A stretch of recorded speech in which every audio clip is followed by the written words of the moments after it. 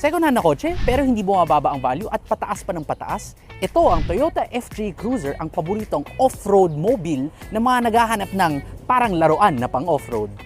Matagal nang sinasabing papatayin na raw ang FJ Cruiser pero ilang beses nang in-extend ang production nito. Pero ngayon, naglabas na ang Toyota ng isang Toyota FJ Cruiser Final Edition kaya sigurado na tayo na hindi na talaga magkakaroon ng mga bagong ganito. Kaya naman ngayon sa second hand market, pataas na ang mga presyo nitong FJ Cruiser na to. So kung may mahanap ka pang brand new, kunin mo na. Kung wala naman, maghanap ka na ng isang second hand na FJ Cruiser dahil this could just be a very good investment.